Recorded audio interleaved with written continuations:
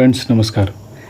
आज हम लोग झारखंड में राष्ट्रीय आंदोलन की सीरीज़ को आगे बढ़ा रहे हैं और इसमें बात कर रहे हैं झारखंड में सविनय अवज्ञा आंदोलन की। तो ये जो वीडियो होगा जेपीएससी या फिर जेएसएससी से रिलेटेड कोई भी अगर आप एग्ज़ाम दे रहे हैं तो वहाँ पर ये वीडियो आपको काफ़ी ज़्यादा हेल्पफुल लगेगा और यहाँ से क्वेश्चंस भी लगातार आते रहते हैं और ये टॉपिक भी बहुत ज़्यादा इंपॉर्टेंट है क्योंकि झारखंड में अगर देखा जाए तो हिस्ट्री से रिलेटेड जो सबसे इम्पॉर्टेंट टॉपिक है वो है मॉडर्न हिस्ट्री वाला पार्ट। तो मॉडर्न हिस्ट्री से क्वेश्चन हमेशा आता है, इस वजह से झारखंड में सविनय अवज्ञा आंदोलन भी उतना ही इम्पॉर्टेंट है। तो चलिए इस वीडियो को स्टार्ट करते हैं। अगर आपको वीडियो पसंद आ रहा हो तो लाइक कीजिएगा, चैनल को सब्सक्राइब कर लीजिएगा ताकि जो अगला वीडियो है वो आपको जल्द से जल्द मिले। तो देखिए ये जो इमेज आप देख रहे हैं ये इमेज है नमक सत्याग्रह की। चूँकि सविनय अवज्ञा आंदोलन और नमक सत्याग्रह ये दोनों एक दूसरे से जुड़ा हुआ है, इसी वजह से हम लोग दोनों को सिमिलरली यहाँ पर देखते हुए चलेंगे।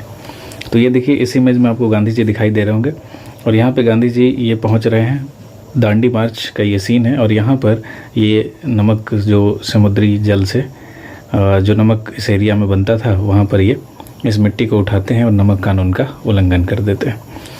तो अगर आप देखेंगे कि ये जो दांडी मार्च है वो स्टार्ट कहाँ से होता है तो देखिए यहाँ पर एक पॉइंट है साबरमती आश्रम।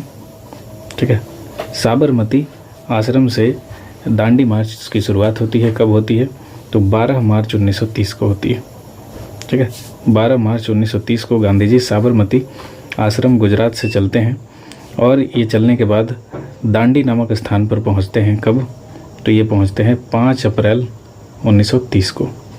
ठीक है, तो 5 अप्रैल 1930 को ये कहाँ पहुंच जाते हैं तो दांडी नामक स्थान पर पहुंचते हैं और इनके साथ कुल यहाँ पर 78 लोग चलते हैं साथ में।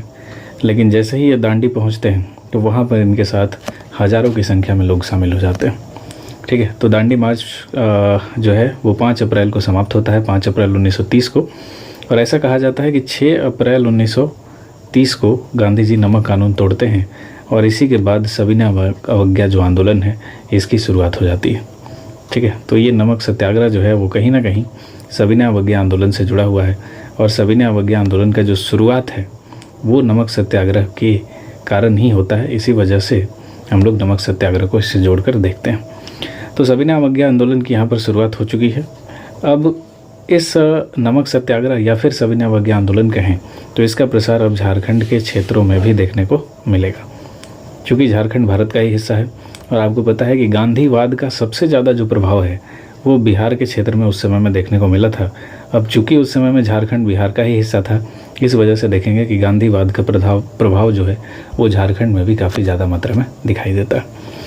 तो यहाँ पे दांडी मार्च समाप्त हो चुका है 6 अप्रैल को। यहाँ गांधी जी ने नमक कानून को तोड़ दिया है, उल्लंघन कर लिया है और यहाँ से सविनय अवज्ञा की शुरुआत हो चुकी है। तो जब यहाँ पर सविनय अवज्ञा की शुरुआत होती है 6 अप्रैल 1930 को, तो इस समय में झारखंड के क्षेत्रों में भी कई स्थानों पर नमक बनाया जाता है और नमक कानून का उल्लंघन किया जाता है। नमक पर जो टैक्स लगाया जाता है उसको देने से मना कर दिया जाता है। इसके अलावा 13 अप्रैल तक बहुत सारे स्थानों पर इसी तरह से नमक कानून तोड़ा जाता है और सविनय अवज्ञा आंदोलन को आगे बढ़ाया जाता है। अब सविनय अवज्ञा आंदोलन के अगर क्षेत्रों की बात करें झारखंड में तो ये कुछ क्षेत्र हैं जहाँ पे सबसे ज़्यादा मात्रा में ये आंदोलन फैला था। तो इसमें हम लोग देख रहे हैं, एक सेकंड रुकिएगा।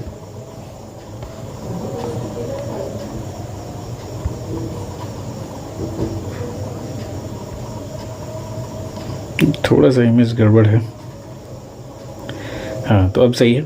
तो ये देखिए यहाँ पर अगर सविनय अवज्ञा आंदोलन में देखें तो ये कुछ झारखंड के क्षेत्र हैं जिसमें आप रांची को सबसे केंद्र में रखेंगे। ये सबसे इम्पोर्टेंट इस समय में क्षेत्र था। इसके अलावा ये सेवम का क्षेत्र है, इधर संथाल परगना का क्षेत्र है, इधर हजारीबाग है, इधर पलामू है। तो ये कुछ क्षेत्र हैं जो झारखंड में काफ़ी फेमस रहे इस आंदोलन के दौरान। तो सबसे पहले हम लोग रांची की बात कर रहे हैं कि यहाँ पर किस तरह से आंदोलन फैलता है। तो देखिए रांची में एक तरुण संघ है, तरुण संघ। अब ये तरुण संघ क्या करता है तो ये यहाँ पर स्वाधीनता दिवस मनाता है। क्योंकि इसी समय में आप अगर 1929 का लाहौर अधिवेशन देखेंगे तो वहाँ पे स्वाधीनता दिवस मनाने की घोषणा की जाती है। तो तरुण संघ द्वारा इसी क्षेत्र में, रांची के क्षेत्र में स्वाधीनता दिवस मनाया जाता है। और 26 जनवरी 1930 को एक पूर्ण चंद्र मित्रा हैं, वही रांची में स्वाधीनता दिवस मनाने के अवसर पर राष्ट्रीय ध्वज वगैरह फहराते हैं और ये सारा कार्यक्रम का आयोजन जो किया गया था वो इसी तरुण संघ के द्वारा किया गया था। तो यहाँ पे एक नाम है पूर्ण चंद्र मित्रा, तो इनको आप ध्यान रख सकते हैं। ठीक है। तो यही मतलब पूर्णचंद्र मित्रा को ध्यान रखना यहाँ पर इसलिए ज़रूरी है क्योंकि आगे चल के रांची के क्षेत्र में जो सविनय अवज्ञा आंदोलन है उसमें ये पार्टिसिपेट करेंगे और इसको आगे बढ़ाएंगे। फिर आप देखेंगे कि 8 अप्रैल 1930 को क्या होगा, चुटिया में एक व्यक्ति हैं, नाम है इनका नागरमल मोदी, जिनको हमने पीछे भी देखा था। तो नागरमल मोदी की अध्यक्षता में क्या होता है कि आसपास के क्षेत्रों में सार्वजनिक सभाएं होती है, कई सभाओं का आयोजन किया जाता है जिसमें पीसी मित्रा और देवकी नंदन लाल भी शामिल होते हैं। तो इनके साथ 2 लोग और हैं, यही पूर्णचंद्र मित्रा हैं पहले और एक और हैं देवकी नंदन। तो ये दोनों नाम याद रखिएगा, देवकी नंदन और पूर्णचंद्र मित्रा, पीसी मित्रा इन्हीं को कहा जाता है। और नागरमल मोदी, ये लोग मिलकर क्या करते हैं, रांची के कई स्थानों पर सभाओं का आयोजन करते हैं और सभाओं का आयोजन करने के बाद ये क्या करते हैं कि सविनय अवज्ञा आंदोलन का प्रचार प्रसार करते हैं और उसको आगे बढ़ाने का प्रयास करते हैं। उसी प्रकार आप देखेंगे कि और भी धीरे धीरे इसमें महिलाओं का शामिल होना स्टार्ट हो जाता है, यानी महिलाएं यहाँ पर पार्टिसिपेट करती हैं क्योंकि गांधी जी ने सविनय अवज्ञा आंदोलन में मुख्यतः महिलाओं पर काफ़ी ध्यान दिया था। उन्होंने कहा भी था कि महिलाओं को इस आंदोलन में जोड़ा जाए ताकि ये आंदोलन और बड़ा बने और अंग्रेज़ों को जल्द से जल्द भगाया जा सके। अब इस आंदोलन में भी असहयोग आंदोलन की तरह ही कुछ चीज़ें सिमिलर थी, जैसे स्वदेशी का उपयोग इसमें किया जाएगा, ये सिमिलर था। अब आप समझ सकते हैं अगर स्वदेशी का उपयोग हो रहा है तो विदेशी वस्तुओं का क्या होगा, बहिष्कार होगा। तो स्वदेशी और बहिष्कार का यहाँ पर प्रचलन था। अब स्वदेशी में स्कूल है, कपड़ा है, यानी खादी वस्त्र हो गए, ये सब कुछ इसमें शामिल है, तो यहाँ पर ध्यान रखिएगा। फिर आगे क्या होता है कि 17 अप्रैल 1930 को सिल्ली में, 18 अप्रैल 1930 को कुंडू में सार्वजनिक सभाओं का आयोजन किया जाता है। तो कुंडू वाला थोड़ा सा इंपॉर्टेंट है, इसको आप याद कर सकते हैं। 18 अप्रैल 1930 को यहाँ पर एक सभा होता है और इसी सभा में उपस्थित रहती हैं सरस्वती देवी। अब ये सरस्वती देवी कहाँ मिलेंगी, तो ये हजारीबाग के क्षेत्र में थी, इस समय में ये रांची में प्रेजेंट थी। इनके साथ एक और नाम है मीरा देवी। तो सरस्वती देवी इंपॉर्टेंट है, ये इस समय में यहाँ पर भाषण देती हैं। कहाँ पर, तो रांची में ही एक क्षेत्र है, क्षेत्र का नाम है कुंडू। तो इस कुंडू क्षेत्र में ये भाषण देती हैं, यही हैं फोटो में जो आप देख रहे हैं, इन्हीं का नाम है सरस्वती देवी। इसके बाद क्या होता है कि 1930 में रांची बार एसोसिएशन की बैठक होती है और यहाँ भी खादी के उपयोग को बढ़ावा देने की बात होती है। ठीक है, तो 1930 में ही ये सारी घटनाएं हो रही हैं। तो रांची बार एसोसिएशन की रांची में बैठक होती है और ये कहता है कि हम लोग क्या करेंगे, विदेशी वस्तुओं का बहिष्कार कर देंगे और हम लोग जो भी स्वदेशी वस्तुएं हैं उसको अपनाएंगे। तो यहाँ पर स्वदेशी वस्तुओं में सबसे इम्पोर्टेंट जो होता था उस समय में, तो वो है खादी। तो खादी को अपनाने की बात की जाती है और बाकी जो विदेशी कपड़े हैं उनके बहिष्कार की बात की जाती है। इसके अलावा और भी लोग हैं, कई इस समय में गिरफ्तार हो जाते हैं, जिनमें पीसी मित्रा हैं, नागरमल मोदी हैं, देवकी नंदलाल हैं। इन लोगों को धीरे धीरे अंग्रेज़ों के द्वारा गिरफ्तार कर लिया जाता है। तो इन तीनों को मुख्य रूप से आप देखेंगे तो 12 मई 1930 को गिरफ्तार कर लिया जाता है। ठीक है, तो ये आप थोड़ा सा देख सकते हैं। इसके अलावा अब यहाँ पर आपको पता ही है कि गांधी जी के आंदोलन से जो सबसे ज़्यादा प्रभावित होने वाले झारखंड में अगर कोई ग्रुप था तो वो था ताना भगत का ग्रुप। तो ताना भगत भी इस आंदोलन में खुलकर पार्टिसिपेट करते हैं और ताना भगत जो है 2 जून 1930 को लगभग आप देखेंगे कि काफ़ी बड़ी संख्या में ताना भगत लोग आते हैं और रांची में एक बहुत बड़ा जुलूस निकालते हैं और इस जुलूस के बाद अंग्रेज़ों में हड़कंप मच जाता है क्योंकि ये ग्रुप काफ़ी बड़ा रहता है और ब्रिटिश हुकूमत अपनी बातों को मनवाने के लिए या इस हड़ताल या प्रदर्शन को रोकने के लिए क्या करती है कि कई तरह से दमनात्मक नीति अपनाती है और ज़बरदस्ती लोगों को जेलों में डाला जाता है और आंदोलन को धीरे धीरे दबाने का पूरी तरह से प्रयास किया जाता है। आगे चल के आप देखेंगे कि 3 मार्च 1932 को ये जो आंदोलन है, 3 मार्च 1932 को ये आंदोलन के दौरान ही जो हम लोगों ने तरुण संघ को देखा था, इसके ऊपर बैन लगा दिया जाता है। ठीक है, तरुण संघ के ऊपर बैन लगा दिया जाता है अंग्रेजी सरकार के द्वारा, क्योंकि यही लोग था जो प्रचार प्रसार काफ़ी ज़्यादा कर रहा था। फिर आगे चल के जो भी बड़े नेता हैं उनको गिरफ्तार कर लिया जाता है और जब सविनय अवज्ञा आंदोलन का दूसरा चरण यानी 1932 के बाद जो स्टार्ट होता है तो यहीं पर गांधी जी का एंट्री होता है। गांधी जी भी रांची के क्षेत्र में आते हैं और लोगों को मोटिवेट करते हैं, लोगों को समझाते हैं कि किस प्रकार से आंदोलन करना है, आंदोलन को हिंसक नहीं बनाना है। गांधी जी अहिंसक आंदोलन चाहते थे। तो ये सारा कहानी है रांची के क्षेत्र में जो कि आपके लिए इम्पोर्टेंट है। और फिर हम लोग अब बात करेंगे हजारीबाग में। तो अब चूँकि रांची केंद्र था उस समय में, आप देख सकते हैं, तो अगर रांची में कोई भी चीज़ या कोई भी आंदोलन होता था तो वो धीरे धीरे करके झारखंड के जो प्रमुख क्षेत्र थे वहाँ पर फैल जाता था। तो अगला जो हमारा क्षेत्र है जो कि रांची के काफ़ी करीब भी है तो ये है हजारीबाग। तो इसको हम लोग देखेंगे कि हजारीबाग में किस तरह से ये आंदोलन फैलता है। तो हजारीबाग में आप देखेंगे कि एक नाम है कृष्ण बल्लभ सहाय। यहाँ पे हम लोग थोड़ा सा नीचे आ जाते हैं। ये कृष्ण बल्लभ सहाय को हमने असहयोग आंदोलन के समय में भी देखा था। तो कृष्ण बल्लभ सहाय के नेतृत्व में आप देखेंगे 26 जनवरी 1930 को एक स्वाधीनता दिवस के रूप में मनाए जाने की यहाँ पर घोषणा होती है और ये झंडा वगैरह फहराते हैं। और इसके अलावा ये सविनय अवज्ञा आंदोलन में भी काफ़ी पार्टिसिपेट करते हैं। और हजारीबाग में एक खजांची तालाब है, वहाँ पर जाके ये क्या करते हैं, तो नमक बनाते हैं उसी तालाब से। ठीक है, उसी तालाब से नमकीन मिट्टी निकालते हैं और इसी खजांची तालाब से, जो कि हजारीबाग में है, यहाँ पर क्या करते हैं ये, तो नमक बनाते हैं और नमक कानून तोड़ते हैं और सविनय अवज्ञा आंदोलन की शुरुआत कर देते हैं। इसके बाद इनको 1 साल के लिए जेल में भी डाल दिया जाता है, क्योंकि अंग्रेज़ों द्वारा इस उल्लंघन को देखा जाता है अलग रूप से और वे लोग इनको पकड़ के और फिर जेल में डाल देते हैं। आगे चल के जब ये गिरफ्तार हो जाते हैं तो हजारीबाग नमक सत्याग्रह में कई लोग जुड़ जाते हैं, जिसमें सरस्वती देवी का नाम सबसे ऊपर आता है। सरस्वती देवी के साथ साथ मीरा देवी हैं और भी कई नाम हैं। मीरा देवी इम्पॉर्टेंट नाम है। इसके अलावा आप देखेंगे एक मथुरा प्रसाद का नाम भी काफ़ी इम्पॉर्टेंट है। तो इस प्रकार से और भी कई नेता हैं, लेकिन ये 3 नेता काफ़ी ज़्यादा इम्पॉर्टेंट हैं जिनको आपको देखना ज़रूरी हो जाता है। सरस्वती देवी देखिए इस समय में जिला कांग्रेस कमेटी की अध्यक्षता भी थी, ये अध्यक्ष हुआ करती थी, इसीलिए ज़्यादा इम्पोर्टेंट है। तो याद रखिएगा, हजारीबाग जिला कांग्रेस कमेटी की जो अध्यक्ष थी वो कौन थी, तो वो सरस्वती देवी थी। ठीक है, कमेटी की अध्यक्ष सरस्वती देवी थी और सरस्वती देवी को भी आगे चल के गिरफ्तार कर लिया जाता है।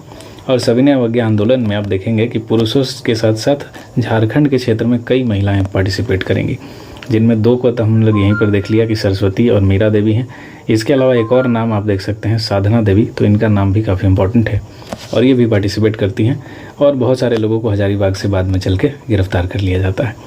इसके अलावा एक व्यक्ति और हैं हजारीबाग के क्षेत्र में जो आंदोलन को आगे बढ़ाते हैं, इनका नाम है बंगम माड़े या बंगम मांझी नाम है। ठीक है, बंगम मांझी। तो इनका भी पार्टिसिपेशन जो है हजारीबाग के क्षेत्र से रहता है, तो इनका नाम भी आपको याद रखना है।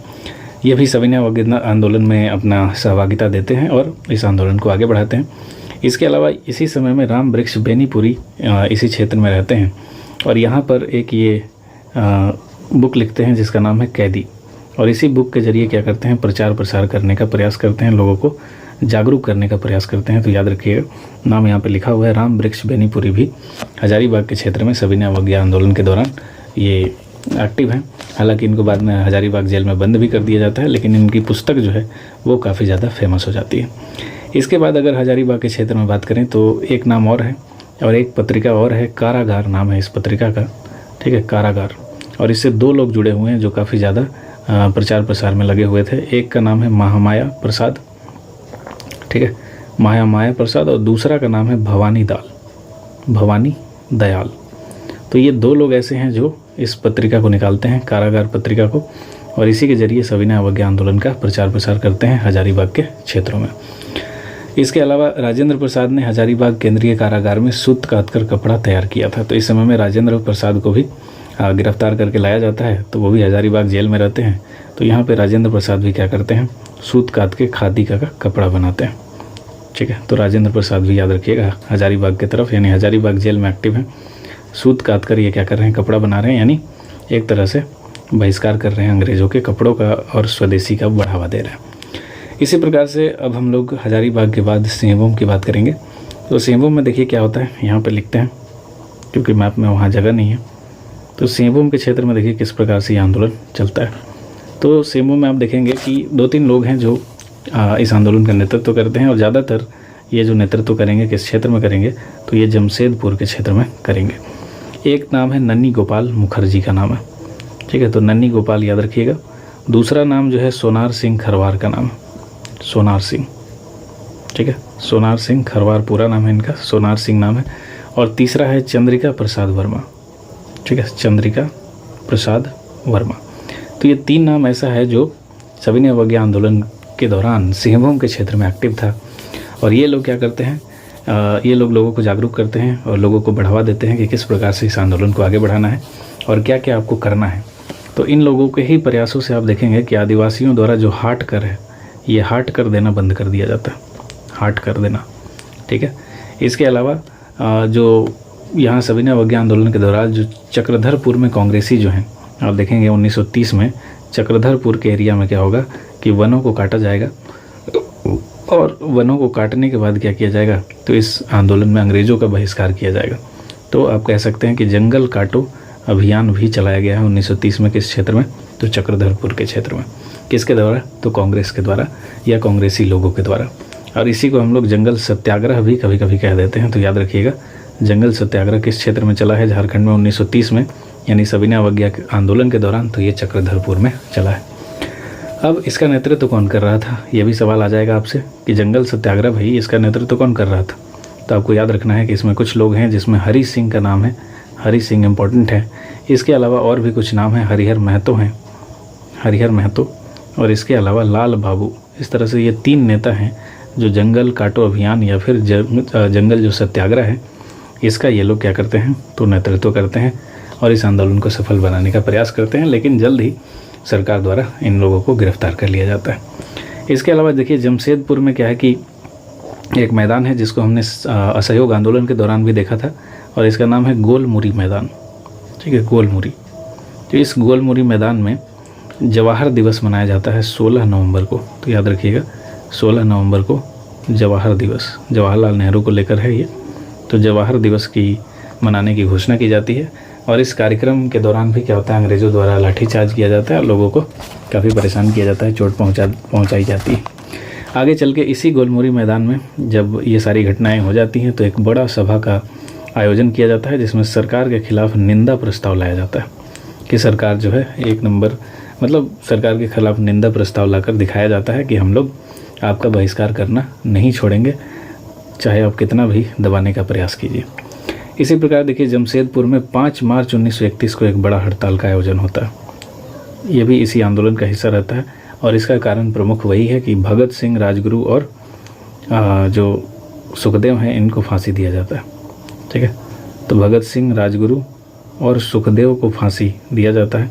तो इसी की वजह से, या इनको इसी सज़ा की वजह से क्या होता है कि सिंहभूम के क्षेत्र में यानी जमशेदपुर के क्षेत्र में एक बड़ा हड़ताल का आयोजन किया जाता है, और अंग्रेज़ों को बताया जाता है ये गलत हो रहा है, इसे आपको सुधारना होगा। हालांकि इसका कोई फ़र्क अंग्रेज़ों के ऊपर पड़ता नहीं है, लेकिन फिर भी जो इस क्षेत्र के लोग हैं वो अपना विरोध प्रकट करते हैं हड़ताल के जरिए, और अंग्रेज़ों को एक मैसेज देने का प्रयास करते हैं। आगे फिर आप देखेंगे कि सविनय अवज्ञा आंदोलन के दौरान महात्मा गांधी की गिरफ्तारी हो जाती है, और महात्मा गांधी की जब गिरफ्तारी होती है तो भी इसी गोलमुरी मैदान में एक बैठक बुलाई जाती है, और फिर यहाँ पे कई लोग आते हैं और यहाँ पर बैठते हैं और आगे का प्लान बनाते हैं। लेकिन जल्द ही अंग्रेज़ों के द्वारा सभी लोगों को गिरफ्तार करके जेल में डाल दिया जाता है। तो इस प्रकार से यह आंदोलन जो है धीरे धीरे करके इस क्षेत्र में समाप्त होने लगता है। ठीक है, तो और कुछ इसमें खास नहीं है। फिर पुलिस लाठीचार्ज होता है, लोगों को परेशान किया जाता है, लोगों को यहाँ से भगा दिया जाता है, और धीरे धीरे जो प्रमुख नेता हैं वो गिरफ्तार हो जाते हैं। तो इस क्षेत्र में आंदोलन शांत पड़ जाता है। अब हम बात कर लेते हैं थोड़ा पलामू की। तो देखिए, पलामू में जो है दो नाम काफ़ी यहाँ पर इम्पोर्टेंट है। एक नाम है चंद्रिका प्रसाद वर्मा। ठीक है, चंद्रिका प्रसाद वर्मा, जिनको हमने हजारीबाग के क्षेत्र में भी देखा था, और दूसरा नाम है सोनार सिंह खरवार। तो यही लोग यहाँ भी एक्टिव हैं, सोनार सिंह खरवार। तो ये लोग पलामू के क्षेत्र में आते हैं और लोगों को जागरूक करते हैं, इस आंदोलन को आगे बढ़ाने का प्रयास करते हैं। जब गांधी जी को इसी आंदोलन के दौरान गिरफ्तार कर लिया जाता है तो कई लोगों द्वारा इस क्षेत्र में यानी पलामू, लातेहार, गढ़वा वाले क्षेत्र में हड़तालों का आयोजन किया जाता है, और उन हड़तालों के आयोजन के समय में जो नेतृत्व करता है वो यही लोग हैं जो हड़तालों का नेतृत्व करते हैं। इसी प्रकार से आप देखेंगे कि डाल्टेनगंज में क्या होता है, चूँकि पलामू के क्षेत्र में ही है ये डाल्टेनगंज, तो यहाँ पे क्या होता है कि कई हड़तालें करवाई जाती है। इसके अलावा कांग्रेस का दफ्तर बंद करवाने में सरकार की मदद करने हेतु एक व्यक्ति हैं भोलानाथ सिंह। ठीक है, तो इस समय में कांग्रेस का एक ऑफिस रहता है डाल्टेनगंज में, तो यहाँ पे भोला सिंह एक व्यक्ति हैं जो अंग्रेज़ों को बता देते हैं कि यहाँ पे इन लोगों का दफ्तर है, और इसी के ज़रिए ये लोग इस आंदोलन को आगे बढ़ा रहे हैं। तो अंग्रेज़ लोग आता है और इस दफ्तर को बंद करवा देता है, और बंद करवाने के बाद इस भोला सिंह को क्या करता है, तो ये लोग राय बहादुर की उपाधि दे देता है। ठीक है, राय बहादुर की उपाधि दे देता है। क्यों? क्योंकि भोला सिंह ने अंग्रेज़ों का हेल्प की थी। किसके लिए? तो डाल्टेनगंज में जो कांग्रेस ऑफिस है उसको बंद करवाने में भोला सिंह ने हेल्प की थी, क्योंकि ये जो डाल्टेनगंज का ऑफिस है वो इस आंदोलन के समय में चोरी छुपे चलाया जा रहा था, तो इसको ये लोग बंद करवा देता है। इसके अलावा यदुवंश सहाय के नेतृत्व में सविनय अवज्ञा आंदोलन के दौरान में आप देखेंगे कि संपूर्ण किसान आंदोलन चलाया जाएगा। और इस समय में एक प्रमुख व्यक्ति हैं, इनका नाम है सहजानंद सरस्वती, यहाँ पर लिखा हुआ है। तो ये भारत के सबसे बड़े किसान नेता थे, तो याद रखिएगा, किसान नेता। तो ये सविनय अवज्ञा आंदोलन के सिमिलरली एक किसान आंदोलन लेकर आते हैं, और जब ये किसान आंदोलन चलाते हैं तो ये झारखंड के क्षेत्र में भी आते हैं और झारखंड के किसानों को भी अपने आंदोलन में प्रवेश कराने का, या आप कह सकते हैं कि जोड़ने का प्रयास करते हैं, ताकि उनकी समस्याओं का समाधान किया जा सके। उसी प्रकार अगर हम लोग संथाल परगना के क्षेत्र में देखें तो यहाँ पे एक व्यक्ति काफ़ी एक्टिव है और इनका नाम है सैल बाला राय। तो सैल बाला राय जो हैं ये एक्टिव हैं, और सैल बाला राय क्या करती हैं, तो इस क्षेत्र में अंग्रेज़ों के नाक में दम करके रख देती हैं। ये कई जुलूस निकालती हैं, सभाएं निकालती हैं, उनकी अध्यक्षता करती हैं और लोगों को जागरूक करती हैं। और सैल बाला राय को बाद में गिरफ्तार कर लिया जाता है और संथाल परगना में ये जो सविनय अवज्ञा आंदोलन है वो धीरे धीरे समाप्त हो जाता है। इसी प्रकार संथाल परगना के कांग्रेसी नेता एक और हैं जिनका नाम है शशि भूषण। ठीक है, तो शशि भूषण को भी हम लोग थोड़ा सा देख लेते हैं। यहीं पे देखते हैं। देखिए, शशि भूषण के बारे में कुछ ज़्यादा नहीं है। शशि भूषण के बारे में यही है कि जब सैल बाला राय को गिरफ्तार कर लिया जाता है तो शशि भूषण क्या करते हैं कि ये किसी काम की वजह से भागने का प्रयास करते हैं यहाँ से और मुंगेर जाने लगते हैं। ठीक है, मुंगेर भागलपुर के क्षेत्र में जाते हैं, लेकिन उसी समय रास्ते में इनको अंग्रेज़ों द्वारा गिरफ्तार कर लिया जाता है और फिर इनको जेल में डाल दिया जाता है। तो संथाल परगना से भी जो प्रमुख नेता हैं सैल बाला राय और शशि भूषण दोनों ही गिरफ्तार हो गए। तो आप समझ सकते हैं कि यहाँ पर आंदोलन क्या होगा, शिथिल पड़ जाएगा। तो इस प्रकार से सविनय अवज्ञा आंदोलन झारखंड में चला और यहाँ पर हमने बात की कि किस तरह से किस क्षेत्र में कौन कौन से नेता प्रमुख रहे। यहाँ पर जो भी मैंने बात की है टू द पॉइंट बात की है और सबसे इम्पोर्टेंट फैक्ट्स को शामिल किया है और एक स्टोरी की तरह आपको बताने का प्रयास किया है ताकि आपको चीज़ें लंबे समय तक याद रहे। तो अगर आपको वीडियो पसंद आए तो वीडियो को लाइक कर लीजिएगा, चैनल को सब्सक्राइब कर लीजिएगा और कमेंट करके ज़रूर बताइएगा, ताकि जो भी कुछ कमियाँ वीडियो में रह जाती हैं उनको और ज़्यादा सुधार किया जा सके और आपके लिए एक बेहतर कंटेंट लाया जा सके। मिलते हैं अगले वीडियो में। Thank you so much.